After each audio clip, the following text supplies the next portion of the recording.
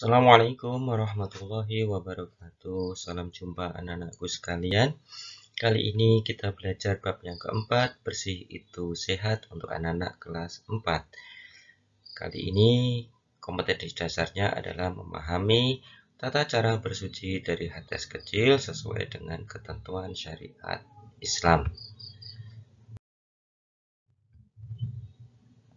Anak-anakku, kalau kita melihat gambar anak-anak yang sedang bekerja sama membersihkan kelas, mestinya mempunyai tujuan agar kelas itu menjadi bersih, karena bersih itu adalah indah dan sehat. Juga dengan mandi kita akan menjadi sehat, bersih, dan akan wangi karena kita sering rajin untuk mandi. Bersih artinya kita terbebas dari kotoran. Sementara suci itu artinya bebas dari najis. Apa itu najis? Najis adalah yang menjadikan terhalangnya seseorang untuk beribadah. Najis pasti kotor. Contohnya jilatan anjing, darah, tinja atau kotoran, kemudian air kencing atau air seni.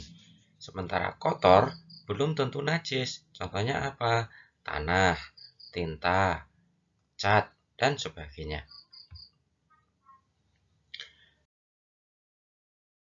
Sementara hadas adalah keadaan tidak suci yang menyebabkan seseorang tidak boleh melaksanakan ibadah tertentu atau ibadah-ibadah yang sudah ditentukan, seperti sholat, kemudian tawaf saat ibadah haji. Nah, hadas dibagi menjadi dua. Yang pertama adalah hadas kecil, buang air atau kencing, kemudian berak, kemudian kentut atau buang air, itu menyebabkan batalnya wudhu. Nah, cara menghilangkannya yaitu dicuci dengan air bersih, lalu melakukan wudhu kembali. Kemudian yang disebut dengan hadas besar, yaitu contohnya adalah mimpi basah bagi laki-laki dan haid bagi perempuan yang memasuki masa balik. Nah, cara menghilangkan hadas besar yaitu dengan mandi wajib atau mandi besar. Kalau jika tidak ada air, maka harus dengan tayamum. Sementara najis adalah semua yang dianggap kotor dalam hukum Islam. Najis pasti kotor, tapi kotor belum tentu najis. Sementara najis itu ada bermacam-macam. Yang pertama adalah najis mukhafafah atau yang sering juga disebut dengan najis ringan. Ya, apa contohnya najis ringan? Nanti akan kita bahas selanjutnya. Yang kedua adalah najis mutawasitoh yang disebut dengan najis sedang, dan najis mughaladoh yang disebut dengan najis yang berat. Nah, najis ringan itu contohnya air kencingnya bayi yang belum makan apa-apa selain ASI. Nah, itu termasuk najis ringan. Kemudian najis mutawasitoh contohnya apa? Darah, nanah, air kencing orang yang sudah makan, kemudian tinja atau kotoran, kemudian bangkai, dan sebagainya. Sementara najis mughaladoh, ini najis yang berat, ini contohnya jilatan air liur anjing dan babi. Nah,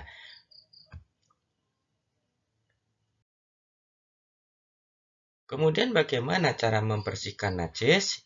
Yang pertama najis mukhafafah atau tadi contohnya adalah air kencing bayi yang baru minum ASI, yaitu cara membersihkannya hanya dengan cara dilap yang terkena najis itu dengan kain yang kering, kemudian kita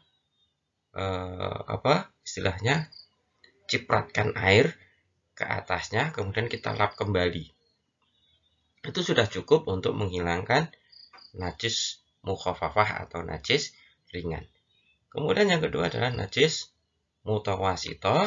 Cara membersihkannya yaitu dengan mengalirkan air, ke barang yang terkena najis sehingga hilang rasanya, baunya, dan warnanya. Maka biasanya kalau kena najis mutawasitoh itu dengan cara kita cuci. Kemudian yang ketiga adalah najis mughaladoh. Bagaimana untuk membersihkan najis mughaladoh? Ini agak berat. Yang pertama dengan cara kita buang dulu najis itu. Ya, kita hilangkan dulu najis itu. Kemudian yang terkena najis itu kita kita cuci dengan tanah yang bercampur tanah. Kemudian setelah dicampur dengan tanah, kita bilas atau kita cuci sebanyak 6 kali. Ya. Sehingga kita mencucinya kalau kita jumlah menjadi 7 kali, salah satunya dengan campuran tanah sampai hilang warna, bau, dan rasanya.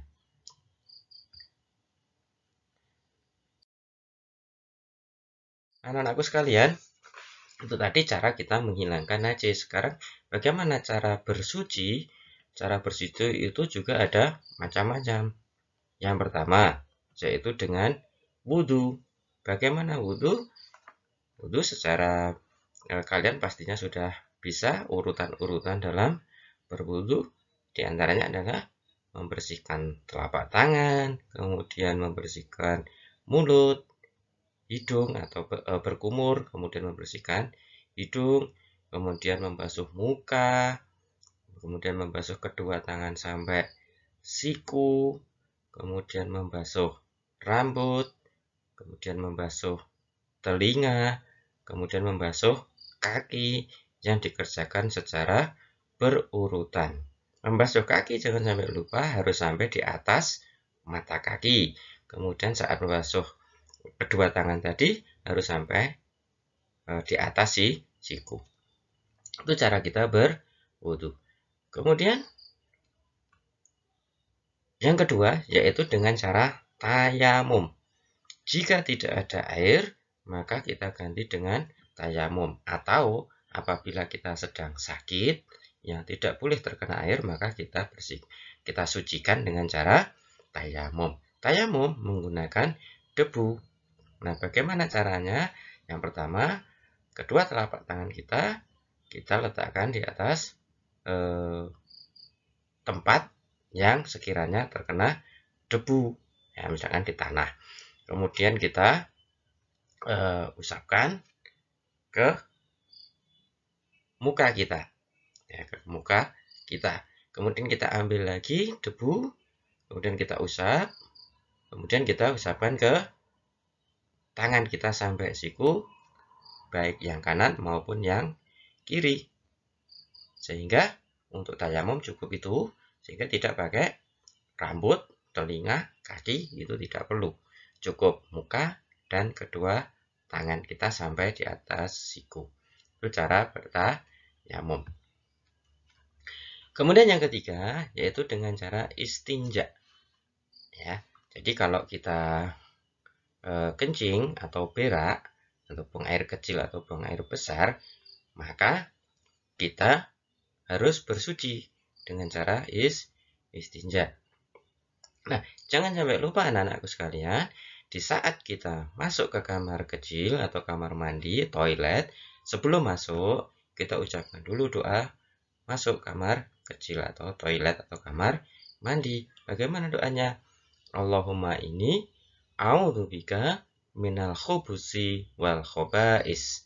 Kalian harus hafal. Allahumma ini a'udzubika minal khubusi wal khobais. Kemudian setelah selesai keluar dari kamar mandi atau toilet, kita ucapkan doa sekali lagi. Alhamdulillahilladzi adhaba 'anil adha wa'afani. Segala puji bagi Allah yang telah menghilangkan kotoranku dan membuatku sehat. Kenapa anak-anak? Karena bersih itu sehat. Nah, kemudian cara bersuci berikutnya yaitu dengan mandi wajib. Ya, mandi wajib atau mandi besar. Ya, untuk mandi wajib atau mandi besar ini seperti yang sudah Pak Guru sampaikan tadi, seandainya kalian sudah memasuki akil balik, ya, mimpi basah bagi laki-laki, kemudian haid, nifas bagi perempuan, itu kita harus mandi wajib atau mandi besar. Nah, anak-anakku sekalian, itulah cara kita bersuci. Ya, cara kita bersuci. Jadi sekali lagi ada 4: wudu, tayamum, istinja, dan mandi wajib. Kemudian sebagai tambahan, ya, sekiranya ada anak-anak yang sudah memasuki akil balik, maka kalian harus mandi wajib. Di sini Pak Guru sertakan bagaimana niat mandi wajib. Ini bisa kita gunakan bagi ayah, ibu, kakak yang sudah balik, yang sudah dewasa dan harus mandi wajib, maka sebaiknya kita berniat mandi wajibnya. Nah, bagaimana bunyinya? Nawaitul ghusla li raf'il hadatsil akbari fardhol lillahi ta'ala. Ya, sekali lagi, nawaitul ghusla li raf'il hadatsil akbari fardhol lillahi ta'ala. Nah, demikian anak-anakku sekalian, semoga bermanfaat. Selamat belajar, jangan patah semangat. Assalamualaikum warahmatullahi wabarakatuh.